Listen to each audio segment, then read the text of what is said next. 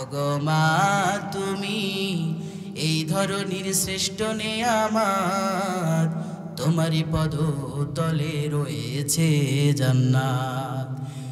এই পৃথিবী থাকতো গো ফুল পাখিহীন, এই পৃথিবী থাকতো গো মায়া মমহীন, যদি না পেত মায়ের হাত।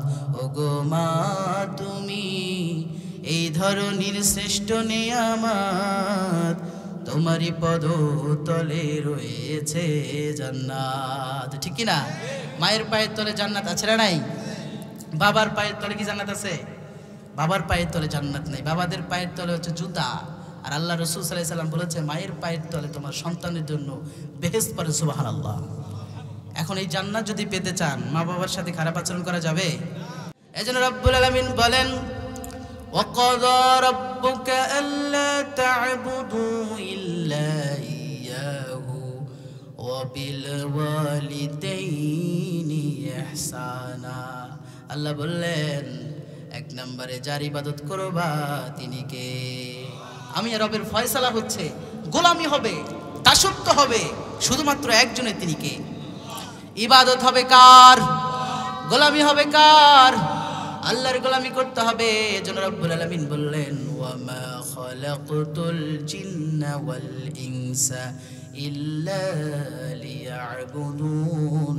আমি জিন এবং মানব জাতিকে এজন্যই সৃষ্টি করেছি, এরা গোলামি করবে, দাসত্ব করবে, ইবাদত করবে একজনের, তিনি কে? আল্লাহর প্রথম ফয়সালা আল্লাহর ইবাদত করতে হবে। আল্লাহ দরবারে কোনো পীরের কথা বলে নাই, কোনো বাবার কথা বলে নাই, কোন নেতার কথা বলে নাই। আল্লাহর ইবাদতের পরে আল্লাহ বললেন ওয়াবিল ওয়ালিদাইনি ইহসানা। সুবহানাল্লাহ। পড়ে আমার পরে তোমরা যার সাথে ইহসান করবা তিনি তোমাদের কি? পিতামাতা। পিতামাতার সাথে ইহসান করতে হবে। ইহসান কি? ইহসান হলো ভালো আচরণ করা, ইহসান হলো সুন্দর কথা বলা, ইহসান হলো পৃথিবীর যত কার্টিসি আছে, পৃথিবীর যত ভালোবাসা আছে সবকিছু পিতামাতার সামনে মেলে দেওয়াই হচ্ছে ইহসান। কথা বলেন ঠিক কিনা?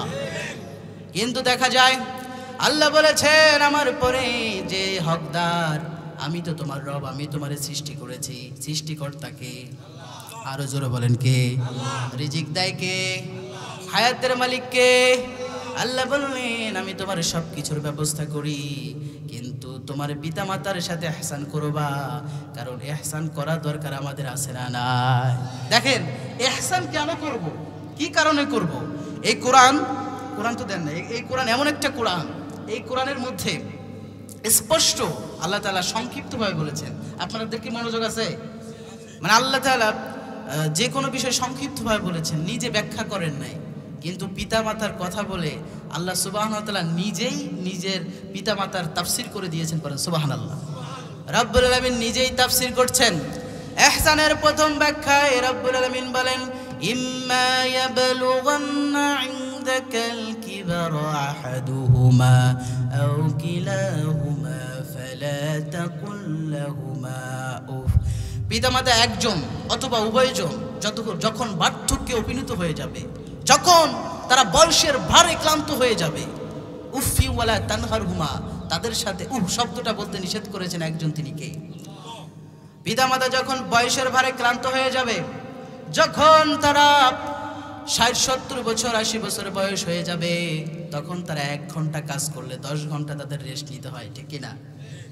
তারা যখন ৫ মিনিট কাজ করে তারা হাঁফাইয়া যায়, তাদের শরীর আর সায় দেয় না, তারা আর কাজ করতে পারে না। রব্বুল আলামিন বললেন এই সময় যখন তোমার পিতামাতা চলে যাবে, তাদের প্রতি বিরক্ত হবে না, তাদের প্রতি তুমি খারাপ আচরণও করবা না, তাদের সাথে উফ শব্দটা করবা না। এই কথা বলেছেন একজন, তিনি কে? উফি ওয়ালা তানহারহুমা, তাদের সাথে উফ শব্দটা করবা না। আল্লাহ বললেন কেমনে কথা বলবা? রব্বুল আলামিন সেটাও বান্দারে শিখায়া দেয়। পিতামাতার সামনে কেমনে কথা বলবি, পিতামাতার সাথে কিভাবে কথা বলবি। রব্বুল আলামিন বলেন কুল লাহুমা কাওলান কারীমা, অকুল লাহুমা কাওলান কারীমা। এবং পৃথিবীর যত মায়ার সুর আছে, পৃথিবীর যত ভালোবাসা আছে, পৃথিবীর যত কার্টিসি আছে, সবচাইতে ভালোবাসাটা মায়ের পায়ের নিচে তোকে নিয়ে আসতে হবে। বলেন আল্লাহু আকবার। কিন্তু দেখা যায় বাহিরে খুব সুন্দর আচরণ, গ্রামের ছেলেটা খুব ভালো আচরণ, ময় মুরব্বী দেখলে সালাম দেয়, এই করে সেই করে, গ্রামের মধ্যে সম্মানের অধিকারী, কিন্তু ঘরে গেলে মা বাবার সাথে ঝিকুনি দিয়ে কথা বলে, এমন কপাল পরা আছে না নাই? মা বাবার সাথে খারাপ আচরণ করলে সমাজে যতই তুমি সম্মানের অধিকারী হয়ে যাও, মা বাবার সাথে খারাপ আচরণ করলে সমাজে যতই তুমি ভাবসাব নিয়ে ঘুরো। 100 বার হজ করো, 100টা মাদ্রাসা দাও, 100 বার যদি তুমি উমরা করো, এরকম যদি 1000টা মসজিদ করো, এতিমখানা দাও, মাতা পিতার সাথে খারাপ আচরণ করলে পৃথিবীর কোনো ভালো কাজের মূল্য আল্লাহর কাছে থাকবে না, ঠিক কি না? ওগো মা তুমি এই ধরনের শ্রেষ্ঠ নেয়ামত, তোমারই পদতলে রয়েছে জান্নাত। এই পৃথিবী থাকতো গো ফুল পাখিহীন, এই পৃথিবী থাকতো গো মায়া মমহীন, যদি না পেত মায়ের হাত। ওগো মা তুমি এই ধরনের শ্রেষ্ঠ নেয়ামত, তোমারই পদতলে রয়েছে জান্নাত, ঠিক কি না? মায়ের পায়ের তলে জান্নাত আছে না নাই? বাবার পায়ের তলে কি জান্নাত আছে? বাবার পায়ের তলে জান্নাত নেই, বাবাদের পায়ের তলে হচ্ছে জুতা। আর আল্লাহ রাসূল সাল্লাল্লাহু আলাইহি ওয়াসাল্লাম বলেছে মায়ের পায়ের তলে তোমার সন্তানের জন্য বেহেশত পারে, সুবহানাল্লাহ। এখন এই জান্নাত যদি পেতে চান, মা বাবার সাথে খারাপ আচরণ করা যাবে? কথা বলেন, যাবে? মাতা পিতার সাথে খারাপ আচরণ করা যাবে না, সুন্দর কথা বলতে হবে, কারণ সুন্দর কথা বলার শিক্ষা দিয়েছেন একজন, তিনি কে? পিতা মাতা যখন বেঁচে থাকবে খারাপ আচরণ করা যাবে না, ভালো আচরণ করতে হবে, কারণ রব্বুল আলামিন নিজেই ভালো আচরণের কথা বলেছেন। পিতা মাতার সাথে এই জন্যই খারাপ আচরণ করবা না, শব্দটা করবা না, খারাপ আচরণ করবা না। কিন্তু দেখা যায় পিতা মাতা যখন বয়স্ক হয়ে যায়, অনেক কপাল পোড়ারা পিতারে বলে বুড়া আর মায়েরে বলে বুড়ি, বলে কিনা? বলে কিনা? মায়েরে বলে বুড়ি আর বাবারে কি কয়? বুড়া। অথচ কারে বুড়া বলে, কারে বুড়ি বলে? এই পিতা তোমার জন্য, তুমি যখন জন্মগ্রহণ করো নাই, মায়ের পেটে ছিলা, বাবা তোমার জন্য কত আশা আকাঙ্ক্ষা করেছিল। বাবা তুমি জন্মগ্রহণ করো নাই, তারপরও তোমার প্রতি মায়া, এত ভালোবাসা ছিল, নামাজে যে বারবার বলতো আল্লাহ আমার নবগত সন্তানকে তুমি পেটের ভিতরে ভালো রাখো, আমার সন্তানটারে তুমি হেফাজতে রাখো। বাবা সবসময় আশা আকাঙ্ক্ষা করতো, দোয়া করতো। এখন সন্তান পৃথিবীতে আসবে, আসলে তো প্রথম অবস্থায় কিছু টাকার প্রয়োজন হয়, এই জন্য বাবার কাছে টাকা নাই, পয়সা নাই, বাবা আমার ঋণ করে মানুষের থেকে টাকা নিয়ে সন্তানের জন্মের ব্যবস্থা করে। সেই সন্তান যখন জন্মগ্রহণ করে, বাবা তার চোখখানা দেখে, মুখখানা দেখে হৃদয়ের সব ব্যথা ভুলে যায়, ঠিক কিনা? আবার মা আমার 10 মাসের কষ্ট সহ্য করে, কারে তুমি বুড়ি বলো? এই মা তোমার জন্য 10 মাসের কষ্ট সহ্য করে, পেটের ভিতরে প্রসব বেদনা সহ্য করে, মা আমার কত কষ্ট সহ্য করে। বিজ্ঞান বলে, সায়েন্স বলে, মা এত কষ্ট সহ্য করে, সন্তানের পা থাকে মায়ের কলিজা বরাবর। আল্লাহু আকবার। সন্তানের পা থাকে মায়ের কলিজা বরাবর। এই কলিজা বরাবর পা থাকার কারণে সন্তান বারবার লাথি মারতে থাকে, এক একটা লাথি মারে মায়ের কলিজায় দাগ বসে যায়। মায়ের কলিজায় দাগ বসে যাওয়ার কারণে মা আমার বসা থাকলে দাঁড়িয়ে যায়, দাঁড়িয়ে থাকলে বসে যায়। আবার যখন শোয়া অবস্থায় থাকে, শোয়া অবস্থায় থাকার কারণে ঘুমিয়ে গিয়েছে, ঘুম অবস্থায় লাথি মারার কারণে মা জাগন হয়ে যায়, মা শুইতে পারে না, অস্থিরতা কাজ করে। মা আমার বারবার হাঁটাচলা করে, হাঁটাহাঁটি করে, কারণ পেটের ভিতরে তীব্রতা সহ্য করতে পারে না। বিজ্ঞান বলে, সায়েন্স বলে, একটা সন্তান যদি লাথি কম মেরে থাকে, তারপর একটা সন্তান 12,000-এর উপরে মায়ের কলিজা বরাবর লাথি মেরেছে। আল্লাহু আকবার। এত লাথি মেরে মায়েরকে কষ্ট দিয়ে মা তারপরও বলে নাই যে পেটের থেকে সন্তানটা নষ্ট করে ফেলবো। মা হাজারো কষ্ট সহ্য করেছে, সহ্য করে আল্লাহর কাছে বলেছে, রব্বুল আলামিন আমার এই সন্তানটারে তুমি আল্লাহ নেক হায়াত দান করে দাও, বলেন সুবহানাল্লাহ। আমার হায়াত দান করে দাও, আমার সন্তানটারে পেটের ভিতরে মেরো না, কষ্ট দিও না, আমার কলিজার টুকরার সন্তানটারে দুনিয়াতে আসার সুন্দরভাবে ব্যবস্থা করে দাও। সেই মা দোয়া করতে থাকে, দোয়া করতে করতে যখন প্রসব বেদনা শুরু হয়ে যায়, মা আমার সইতে পারে না, স্বামীরে বলে যে পেটের ভেতরে যে তীব্রতা, এই পেটের ভেতরে তীব্রতা আমি মনে হয় সহ্য করতে পারছি না। এই পেটের ভেতরে তীব্রতার কারণে আমি যদি দুনিয়া থেকে চলে যাই, আমারে তুমি ক্ষমা করে দিও। এই যে সংসারের চাবি, এই সংসারের যত কিছু আছে সমস্ত কিছু তোমারে দিয়ে গেলাম। আমি যদি মারা যাই, আমি যদি মারা যাই, আমার সন্তানটারে দেখে রেখো। মা আমার এতটুকু কষ্ট পেয়ে যায়, কারণ কোনো মা যখন সন্তান জন্মগ্রহণ করতে যায়, বিজ্ঞান বলে, সায়েন্স বলে, একটা মানুষকে 40 বালতি রক্ত পড়লে যেমন কষ্ট হয়, একটা মায়ের 50 বালতির মতো রক্ত চলে যায়। আল্লাহু আকবার। তাহলে আমার মা কত রক্ত, কত প্রসব বেদনা সহ্য করে আমারে আপনারে জন্ম দিলেন। মা অজ্ঞান হয়ে গেল।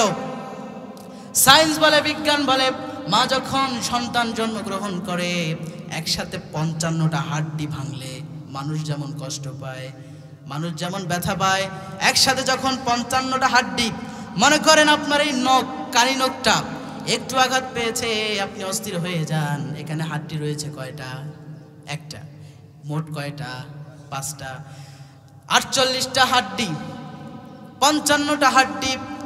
বিজ্ঞান বলে 48টা অথবা 55টা হাড্ডি ভাঙলে যতটা কষ্ট হয়, আমার মা যখন আমারে জন্ম দেয়, আমার মা তার চেয়ে বেশি কষ্ট সহ্য করে আমারে আপনারে পৃথিবীতে জন্ম দিয়েছে। সুবহানাল্লাহ। আর অস্তেগণ আরো জোরে বলেন সুবহানাল্লাহ। সেই মায়ের সাথে যারা খারাপ আচরণ করে, এদের দুনিয়াতে শাস্তি আছে না নাই? আরো জোরে আছে না নাই? মা যখন সন্তান জন্ম দেয়, কত কষ্ট করে সন্তান জন্ম দেয়। সন্তান জন্ম দেওয়ার পরে যখন সন্তানের উম্মা উম্মা শব্দটা শোনার সাথে সাথে কলিজার টুকরাটারে যখন কোলে নিয়ে তাকায়, মা আমার 10 মাস 10 দিনের সব কষ্ট ভুলে যায়। এটাই হচ্ছে ভালোবাসা, এটাই মায়া মহব্বত। আল্লাহ বললেন, আমি তোর মায়ের ভিতরে আমার ভালোবাসার মধ্যে 1% ভালোবাসা তোর মায়ের মধ্যে দান করে দিয়েছি। বলেন সুবহানাল্লাহ। সেই মা যখন তুমি জন্মগ্রহণ করলা, মায়ের স্তরে দুধ নাই, তারপরে মা খাবার খাওয়ার চেষ্টা করে, পেটে খাবার যায় না, খাবার খেয়ে স্তরে দুধের ব্যবস্থা করে, যেন আমার সন্তান দুধ থেকে বঞ্চিত না হয়ে যায়। সুন্দরভাবে খাবারের ব্যবস্থা করে দেয়।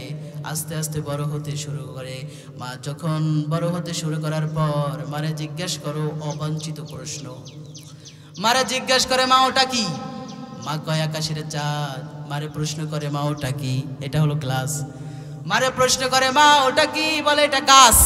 মারে প্রশ্ন করে, মা ওটা কি? ওটা হলো গাড়ি। এভাবে প্রশ্ন করে কি করে না? আমাদের বাচ্চারা এমন প্রশ্ন করে না? প্রশ্ন করে, এটা কি, ওটা কি? এগুলো মানে এমন কিছু প্রশ্ন করে যেগুলো আসলে বিরক্তকর লাগে, কিন্তু পিতামাতার কাছে একটা বিরক্তকর লাগে না। কথা বলেন ঠিক কিনা? পিতামাতার কাছে বিরক্ত লাগে না। বারবার জিজ্ঞেস করে, বলো ওটা চাঁদ, ওটা আকাশের চাঁদ, ওটা গাছ, ওটা গাড়ি, ওটা গ্লাস। কথা বলেন ঠিক কিনা? পিতামাতা বিরক্ত হয় নাই, পিতামাতা তোরে ধমকও দেয় নাই, পিতামাতা কষ্ট পায় নাই, বরঞ্চ খুশি হয়েছে। গ্রামের মানুষ বলে, আমার সন্তানটা কত সুন্দরভাবে কথা বলে, আমার সন্তানটার মেধা ভালো, আমার সন্তানটা খুব সুন্দরভাবে কথা বলে, খুব চালাক হয়েছে, শয়তানি বান্দরামি করে, গর্বের সাথে এগুলো মানুষরা বলে। ঠিক কিনা? তোমার প্রতি বিরক্ত হয় নাই? তুমি যখন অসুস্থ হয়ে যেতা, তুমি যখন জ্বর আসতো, তোমার মায়ের বুকের উপরে যখন প্রসাব করে দিতা, মা আমার তোমারে ডান কাঁধে শোয়াইতো, ডান কাঁধে আবার প্রসাব করে দিতা, আবার বাম কাঁধে শোয়াইতো, বাম কাঁধের মধ্যে আবার প্রসাব করে দিলে মা আমার সেই তোমার প্রসাবের মধ্যে শুইতো শীতের রাতের মধ্যে। বাবা তো নাক ডেকে ঘুমায়, আর মা আমার কত কষ্ট করে তোমারে লালন পালন করেছে, তারপরেও বিরক্ত হয় নাই। ঠিক না? অসুস্থ হওয়ার সাথে আল্লাহর কাছে হাত তুলে বলে, রব্বুল আলামিন, ওগো মালিক, আমার অর্ধেক হায়াত আমার সন্তানকে দিয়ে দাও, কারণ এই সন্তান, আমি আমার সন্তান, কলিজার টুকরা সন্তানের কষ্ট আমি সহ্য করতে পারি না। সন্তান যখন একটু কান্নাকাটি করে, বিজ্ঞান বলে, সায়েন্স বলে, ওই যে মায়ের কলিজা বরাবর যে লাথি মেরেছে, মায়ের কলিজার সাথে রগের যে সম্পর্ক থাকার কারণে সন্তানের প্রতি মায়ের টান সৃষ্টি হয়ে যায়। এজন্য সন্তান যদি প্রবাসেও থাকে, মায়ের কষ্ট হয়ে যায়। সন্তান প্রবাসে থাকার পর সন্তানের যদি কোনো অসুবিধা হয়, মা আমার বাসা থেকে সহ্য করতে পারে না। মা আমার সবার আগে বুঝতে পারে আমার সন্তান প্রবাস জীবনে ভালো নাই। ঠিক না আমার ভাইরা? এই মা, এটাই হচ্ছে মা। আপনারা আমারে কত কষ্ট করে লালন পালন করেছে, মানুষের বাসায় কাজ করেছে, কাজ করে আপনারে খাবার ব্যবস্থা করেছে, বাবা আমার চৈত্রের রোদের সময় মাথার ঘাম পায়ে ফেলে তোমারে লালন পালন করেছে, লালন পালন করে সেই বাবা চিরালুঙ্গি পরে ঈদের জামাতে সারিবদ্ধ হয়ে যায়, তোমারে সব নতুন জামা কিনে দেয়। সেই মা বাবারে যারা নতুন পেয়ে ভুলে যায়, এদের কপালে দুঃখ আছে না নাই? নতুন বউ ভাইয়া মারে চিনে না, শাশুড়ি রে কত সুন্দর করে আম্মা যা আম্মা যা এইভাবে ডেকে, মা সুন্দর সুন্দর করে মায়ের সামনে মা ডাকে। আপনার শ্বশুরে আপনি আব্বা ডাকেন, সমস্যা নাই। আপনার শাশুড়ির আপনি আম্মা ডাকেন, সমস্যা নাই। মা ডাকেন, সমস্যা নাই। কিন্তু পিতা মাতার সামনে, নিজের পিতা মাতার সামনে শ্বশুর শাশুড়িকে আব্বা আব্বা ডাকা যাবে না, কথা বল ঠিক কিনা? কখনোই ডাকা যাবে না। আপনি আলাদা ডাকেন, কিন্তু পিতা মাতার সামনে বারবার মা বাবা এত সুন্দর করে ডাকে। আর নিজের বাবা মারে ঝাঁকুনি দিয়ে কথা বলে, এমন সন্তান আছে না নাই? আমার ভাইয়েরা, আপনারা কি মন খারাপ করছেন? মন খারাপ করছেন? পিতা মাতা এটা খুবই গুরুত্বপূর্ণ একটা জিনিস। পিতা মাতার সাথে খারাপ আচরণ করলে কোনো লাভ নাই, কিছু করে লাভ নাই। 5 ওয়াক্ত নামাজ আল্লাহর কাছে কোনো কাজে লাগবে না। আপনি হজ করছেন, কোনো কাজে লাগবে না। 1000টা মাদ্রাসা, এতিমখানা, মসজিদ দিল, আপনার কাজে লাগবে না, কথা বলেন ঠিক কিনা? পিতা মাতার সন্তুষ্ট হতে হবে। পিতা মাতা যদি বদদোয়া দেয় সেটাও কবুল করেন কে? পিতা মাতা যদি নেক দোয়া করে সেটাও কবুল করেন কে? বনি ইসরায়েলের একজন আল্লাহওয়ালা ছিল, বনি ইসরায়েলের একজন আল্লাহওয়ালা ছিল, যার নাম হচ্ছে জুরাইজ। তারে সবাই খুব ভালোবাসে, মহব্বত করে, ভালোবাসে। কারণ জুরাইজ ছিল আল্লাহওয়ালা, পীর সাহেব। আল্লাহওয়ালা থাকার কারণে সবাই তারে ভালোবাসে। ভালোবাসার জায়গা থেকে তার একটা উঁচু স্থানে তার জায়গা করে দিয়েছে। জুরাইজ আল্লাহওয়ালা সেখানে থাকবে। আমাদের ইমাম সাহেবদেরকে আমরা আলাদা ঘর করে দেই কি দেই না? অনেক সময় যখন ইমাম সাহেব 5 ওয়াক্ত নামাজ পড়ায়, তাকে আমরা সুন্দর একটা ঘর করে দেই, মসজিদের ছাদে অথবা উপরে ছাদের উপরে, কথা বল ঠিক কিনা? তৎকালীন সময় জুরাইজের জন্য একটা ঘর তৈরি করে দিয়েছে। আপনাদের মনোযোগ আছে? ঘর তৈরি করে দিয়েছে জুরাইজের জন্য। মুসল্লিরা, তৎকালীন সমাজের সকল মুসলিমেরা ঘর তৈরি করে দিয়েছে। জুরাইজ ওখানে থাকে তার মাকে নিয়ে। একদিন রাত্রেবেলা জুরাইজ তাহাজ্জুদের নামাজ পড়ছে, নফল নামাজ পড়া অবস্থায় তার মা ডেকেছে, জুরাইজ ও জুরাইজ আমার পানির তৃষ্ণা লেগেছে, একটু পানির ব্যবস্থা করে দাও। কে বলেছে? মা বলেছে। কাকে? ছেলেকে বলেছে। জুরাইজ ও জুরাইজ আমার প্রাণ তৃষ্ণা লেগেছে, একটু পানি এনে দাও। জুরাইজ তখন নামাজে, সে ভাবতে শুরু করলেন, হায় রে, কিরে নামাজ পড়বো নাকি আমি মায়ের জন্য পানি নিয়ে যাব? সে পারছে না নামাজটা ছাড়তে, আবার পারছে না মায়ের জন্য পানি নিয়ে যেতে। সে কি করল? মায়ের কথার দিকে মনোযোগ না দিয়ে নামাজটা শুরু করে দিল। নামাজটা পড়তেই আরম্ভ করে দিল, নামাজ ছাড়লো না। 1বার নয়, 2বার নয়, মা 3বার ডেকেছে। ডাকার পর মা আমার কষ্ট পেয়েছে, দুঃখ পেয়েছে। দুঃখ পাওয়ার কারণে জুরাইজের জন্য বদদোয়া করেছে। রব্বুল আলামিন, আমার সন্তান রে পানি আনতে বলেছি, একটু পানি আনে নাই, তৃষ্ণা লেগেছে, কষ্ট পেয়েছি। কষ্ট পাওয়ার কারণে জুরাইজের জন্য বদদোয়া করেছে। আল্লাহ তাআলা জুরাইজ রে কোনো বেশ্যা নারীর কবলে না পর্যন্ত তার মৃত্যু দিও না। আল্লাহু আকবার। রব্বুল আলামিনের কাছে দোয়া করেছেন, দোয়ার সাথে সাথে কবুল। পরের কিছুদিন পরেই একটা বেশ্যা নারী রাত্রেবেলায় জুরাইজের কাছে গিয়েছে। জুরাইজের যে বলে, ও জুরাইজ, এখানে কেউ নাই, এখানে তোমার আল্লাহ নাই, এখানে তোমার রব নাই, এখানে তোমার রব নাই। এই যে আকাশটা দেখো, আকাশের নিচে, পাহাড়ের উপরে, এখানে তোমার রব নাই, এখানে তোমার মালিক নাই। আসো আমরা ফিজিক্যাল সম্পর্ক করি। শারীরিক সম্পর্ক করার জন্য বলেছে, কুমন্ত্রণা দিয়েছে। কুমন্ত্রণা দিয়ে বলেছে, জুরাইজ আসো, আমরা এখানে কেউ নাই। জুরাইজ তখন এক কথাই বললেও, এখানে তোমার মনে হয় কেউ নাই, এখানে মনে হয় তোমার কেউ নাই, কিন্তু আমার আল্লাহ সব সময় সর্ব অবস্থায় আমারে দেখছে। সুবহানাল্লাহ পড়েন। জুরাইজ তখন বলেছে, ইন্নী আখাফুল্লাহ, আমি ভয় করি একজনকে। তিনি কে? আরো জোরে বলেন, তিনি কে? যাদের হৃদয়ে আছে আল্লাহর ভয়, তারা কবু পথ ভুলে যায় না। আল্লাহর প্রেম ছাড়া এই দুনিয়ায় কারো কাছে কোনো কিছু যায় না। রাতের আধারে যারা সেজদাতে রয়, দু চোখের অশ্রুতে নদী যেন বয়। ছলনার হাত জানি যতই আসুক, পেছনে ফিরেও তাকায় না। ঠিক না? যত ছলনা আসুক, মুমিনদের জীবনে যত মেয়েরা কুমন্ত্রণা দিবে, মেয়েরা যতই নক দেবে, ফেসবুকে বলেন, হোয়াটসঅ্যাপে বলেন, যে যুবক ইউসুফের মতো চরিত্র, জুরাইজের মতো চরিত্র, সেই যুবক কখনো মেয়েদের মেসেজের রিপ্লাই দিবে না, সে যুবক কখনো মেয়েদেরকে কুমন্ত্রণা দিবে না। এখন তো দেখা যায় মেয়েরা কুমন্ত্রণা দিবে কি, মেয়েরা আমাদেরকে ভাসাবে কি, আমরাই তো মেয়ের পিছনে ঘুরঘুর করে ঘুরি, ঠিক না বলেন? বিয়া করছে, দাড়ি পেকে গেছে, তারপরও পরকীয়া সম্পর্কে এমন আছে না নাই? কথা বলা আছে না নাই? আজকে পরকীয়া ঘরে ঘরে। পরকীয়া থাকার এক নাম্বার কারণ আপনার ইসলাম সম্পর্কে কোনো জ্ঞান নাই, স্বামী স্ত্রীর মধ্যে মহব্বত নাই, মহব্বত না থাকার কারণে, সম্মান না থাকার কারণে পরকীয়া আমাদের সমাজে আছে না নাই? তো পরকীয়া সম্পর্কে পরে বলবো, যেটা বলছিলাম সংক্ষিপ্তভাবে, নামাজের সময় হয়ে গিয়েছে, যেটা বলতে চাই, জুরাইজ মায়ের কথা না শোনার কারণে বেশ্যা নারী তারা যে কুমন্ত্রণা দিয়েছে, আমার সাথে আসো, এখানে কেউ নাই। জুরাইজ বলেছে আমি ভয় করি একজনে, তিনি কে? আরো জোরে বলেন, তিনি কে? মুমিনেরা অন্ধকার নিবৃত্তি থাকুক, মুমিনেরা যেখানেই থাকুক না কেন, হাজারো কুমন্ত্রণা ছলনা তাদের কাছে আসবে, তারা ছলনাকে উপেক্ষা করে দিয়ে আল্লাহর জন্য সমস্ত কিছু বাইকট করবে। কথা বলেন ঠিক কিনা? জুরাইজ যখন এই কথা বললেন, বেশ্যা নারী তার প্রতি রাগাক্রান্ত হয়ে গেলেন, বলে তোরা দেখে নিব। কে বলেছেন? সেই নারী বলে তোরা আমি দেখে নিব জুরাইজ, তুই আমারে অপমান করলি, আমার মতো একটু সৌন্দর্য একটা নারী যারে সবাই চায়, আর তুই আমারে চাইলি না, তোরা আমি দেখে নিব। পাহাড়ের থেকে নামার পর দেখে একটা রাখাল গরু চড়াচ্ছে, ছাগল চড়াচ্ছে, মেষ চড়াচ্ছে। রাখালকে যে বলল, রাখাল আমার মতো সুন্দর নারী কি কখনো দেখছো? রাখাল বলে দেখি নাই। রাখাল তো তার কুমন্ত্রণায় ফেসে যায়, শারীরিক সম্পর্ক করার পরে ওই বেশ্যা নারীর পেটের ভিতরে সন্তান এসে যায়। সন্তান এসে যাওয়ার পরে সবাই জিজ্ঞাসা করে, কিরে তোর তো স্বামী নাই, তোর তো স্বামী নাই, তোর সন্তান আসলে কিভাবে? এখন বলেন তো, যার স্বামী নাই তার গর্ভে সন্তান আসলে আমরা প্রশ্ন করতে পারি কি পারি না? কথা বলেন, প্রশ্ন থাকতে পারি কিনা? সবাই প্রশ্ন শুরু করলেন, কিরে তোর পেটে সন্তান আসলো কেমনে? তখন ওই বেশ্যা নারী বললেন, আমার পেটের সন্তানের বাবা হচ্ছে তোমরা যারা আল্লাহ ওয়ালা কও, তোমরা যারা বাবা কও, তোমরা যারা পীর কও, তোমরা যারা সম্মান করো, সেই জুরাইজের সন্তান আমার পেটে। নাউজুবিল্লাহ পড়েন। সবাই বলেন ডালমি কুছ কালা হ্যায়। কি বলে? যারে আমরা ইমাম সাহেব ভাবি, আমাদের ইমাম সাহেব এত বড় কাজ করে, আমাদের ইমাম সাহেব, খতিব সাহেব, আমরা যারা এত সম্মান করি, ভালোবাসি, সেই ইমাম সাহেব এমন কাজ করতে পারে?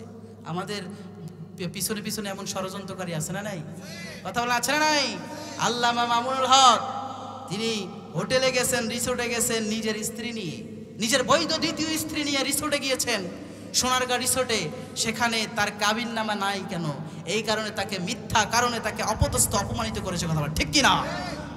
বাবা নিজের স্ত্রী নিয়ে যেদিকে আবার কাবিন নামা লাগবে, কাবিন নামা লাগবে। অথচ পরিমণি নর্তকী মমতাজেরা সারা রাত মেয়েদের সাথে, সারা রাত ছেলেদের সাথে রাত কাটায়, রাত কাটিয়ে ওপেনটে তারা জেনা ব্যভিচার করে, এদের শাস্তি হয় না। আর আলেমরা বৈধ স্ত্রী নিয়ে গেলে এদের শাস্তি হয়। কথা বল ঠিক কিনা? এই জুলুমে আমরা ছিলাম, নিজের বৈধ স্ত্রী নিয়ে যে তাকে হেনস্থার শিকার হতে হয়েছে, তার কলার ধরেছে, তার দাড়ি টেনে ধরেছে।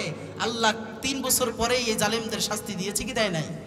কথা বলেন, সে দিয়েছে কি দেয় নাই? যেই ছাত্রলীগ, এটা তো এখন ছাত্রলীগ না, এটা নিষিদ্ধ সংগঠন। কথা বলেন ঠিক কিনা?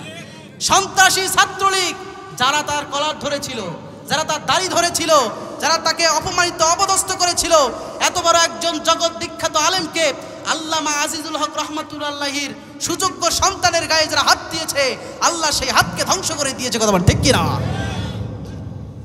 আলেমেরা যখন বউ নিয়ে যায় সেটা হয়ে যায়, আলেমরা যখন 4টা বিয়ে করে সেটা দোষ হয়ে যায়, আলেমরা 2টা বিয়ে করলে দোষ হয়ে যায়। এই হুজুর 2টা বিয়ে কেন করছে, 3টা বিয়ে করছে কেন? আর অমুক ব্যক্তি যদি জেনা করে, ব্যভিচার করে, ওদিকে কোনো নজর নাই, আর হুজুর 2টা 3টা বিয়ে করলে হুজুরের দোষ হয়ে যায়। ঠিক কি না? 4টা বিয়ের কথা বলেছেন কে? আরো জোরে বলেন কে? আল্লাহ বলেছেন 4টার বিয়ে। এখন 2টা বিয়ে করলে বলে এই 2টা বিয়ে কেন করলো, মানে লোকটা মনে হয় খারাপ।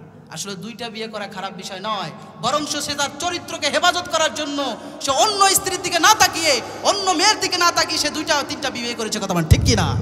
আর আমরা তো একটা বিয়ে করি আর 10টা পর বিয়ে করি। আপনার যদি সামর্থ্য থাকে আপনি বিবাহ করবেন। বিবাহটাকে ফরজ করেছেন কে? আপনার সামর্থ্য থাকলে আপনি বিবাহ করতে পারবেন। ইসলাম খুবই সহজ। এগুলো বিষয়ে অন্যদিন আলোচনা করবো, যেটা বলতে চাচ্ছিলাম। তারপরে জুরাইজরে সবাই ধরলো, এই জুরাইজ কলার ধরে নামায় নিয়ে আসছে, তোরে এত ভালোবাসি আমরা, তোরে এত মহব্বত করি, তোরে এত সুন্দর বাড়ি করে দিলাম, খাবারের সময় খাবার দেই, টাকা পয়সা লাগলে হাদিয়া দেই, যা সব দেই, আর তুই এত বড় একটা কাজ করলি। জুরাইজ বলল, কি বলেন, আমি তো কিছুই জানি না, আপনারা কেন আমারে মারেন, কেন কলার ধরলেন, আমি তো কিছুই জানি না। বলে ওই যে বেশ্যা রে, বেশ্যা নারীর পেটের ভিতরে তোর সন্তান কেন? ওই মহিলার পেটের ভিতরে তোর সন্তান কেন? যখন এই কথা জুরাইজ বলল নাউজুবিল্লাহ, আমি তো এই বিষয়ে কিছুই জানি না। তারপরে সবাই তাকে বিচারে বসালো। বিচারে বসায়া তার বাড়ি ঘর ভেঙে দিয়ে তাকে নিচে নিয়ে আসলো। নিয়ে এসে বিচার শুরু হয়ে গেল। বিচার শুরু হওয়ার এক প্রান্তিকালে জুরাইজ আল্লাহর কাছে বলেছে, রব্বুল আলামিন, জীবনে কোনো পাপ করি নাই, অন্যায় করি নাই, পাপাচার করি নাই। আজকে তুমি যদি আমারে না বাঁচাও, আমারে বাঁচানোর কেউ নাই। ঠিক কিনা? মুমিনেরা বিপদে পড়লে সাহায্য চায় কার কাছে? মুমিনেরা কষ্ট পড়লে সাহায্য চায় কার কাছে? মুমিনেরা হাজার কষ্ট, বিপদ, মুসিবত, জেল জরিমানা আসবে, মুমিনেরা কোনো রাষ্ট্রপতির কাছে প্রাণ ভিক্ষা চাবে না। মুমিনেরা কখনো প্রধানমন্ত্রীর কাছে প্রাণ ভিক্ষা চাবে না। মুমিনেরা একজনের কাছে সাহায্য চাইবে, তিনি কে? আল্লাহর কাছে জুরাইজ সাহায্য চেয়েছে, রব্বুল আলামিন আমারে সাহায্য করো, আমারে সাহায্য করো। আল্লাহ রব্বুল আলামিন জুরাইজের সাহায্য করলেন। আল্লাহ বললেন, ঠিক আছে জুরাইজ, ঠিক আছে, কি করতে চাও বলো? জুরাইজ বললে, আমারে উদ্ধার করো। আল্লাহ রব্বুল আলামিন জুরাইজকে উদ্ধার করলেন।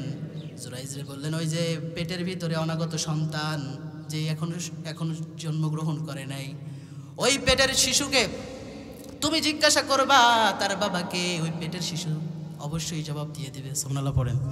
আল্লাহু আকবার বলেন না?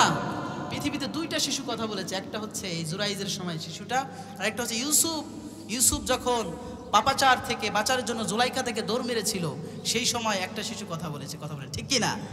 পৃথিবীর ইতিহাসে দুইটা সন্তান কথা বলেছে, তার মধ্যে জুরাইজের এই সন্তান একটা। জুরাইজের সময়ের সন্তানটা কথা বলেছে, এই শিশু মায়ের গর্ভের ভিতরে তাকিয়ে বলতেছে, এই শিশু তোর বাবাকে। সবাই হাসাহাসি করতেছে, পেটের গর্ভের শিশু কি কখনো কথা বলে নাকি? বলেন কথা বলে? কিন্তু আল্লাহ চাইলে বলতে পারে কি পারে না? আল্লাহ জুরাইজ যখন জিজ্ঞাসা করলে তোর বাবাকে, তখন সে বলেছে, ওই যে রাখাল যে গরু চড়াচ্ছে, মেষ চড়াচ্ছে, ওই হচ্ছে আমার বাবা। সুবহানাল্লাহ পড়ে। সবাই এটা দেখে সবাই বললেন, হায়রে জুরাইজ, আমরা তোর বাড়িঘর সব ভেঙে দিলাম, আসলে তোর মতো মানুষের হয় না। বলেন আল্লাহু আকবার। এজন্য আমার ভাইরা যেটা বলেছিলাম, শুধু মা বলেছে জুরাইজ রে আল্লাহ দেখে নিও, জুরাইজ রে বেশ্যা নারীর কবলে না পড়ার পর্যন্ত তার মৃত্যু দিও না। মা বদদুয়া করেছে, সাথে সাথে কবুল করেছেন কে? এজন্য মার দোয়া হচ্ছে বন্দুকের গুলি মিস হবে। শিকারকে আক্রমণ করার জন্য বন্দুকের গুলি মিস হতে পারে, কিন্তু পিতা মাতা যদি সন্তানের জন্য নেক দোয়া করে, সেটাও যিনি কবুল করেন তিনি কে? পিতা মাতা যদি সন্তানের জন্য বদদুয়া করে, সেটাও কবুল করে একজন, তিনি কে? এই জন্য একটা সেন্সিটিভ বিষয়, পিতা মাতা খুব সেন্সিটিভ বিষয়। এদের সাথে ভালো আচরণ করেন, এদেরকে সম্মান করেন। পীরের মাজারে যে মশারি দেওয়ার দরকার নাই, পীরের মাজারে যে আপনার মোমবাতি দেওয়ার দরকার নাই। ঘরে আপনার পিতা মাতা হচ্ছে সবচাইতে বড় পীর। এই পীরকে সম্মান, রেসপেক্ট করেন। দুনিয়ার মধ্যে আল্লাহ আপনাকে সম্মানিত করবে, আখিরাতের মধ্যে যিনি সম্মানিত করবে তিনি কে? কিন্তু সেই পিতা মাতা এসে, কিছুদিন আগে দেখি এক মা এসে বলতেছে, আমার 3টা ছেলে। কয়টা? এই মসজিদের সামনে এসে 3টা ছেলে, 3টা ছেলেও মারে, বউ মারে। বলে নাউজুবিল্লাহ।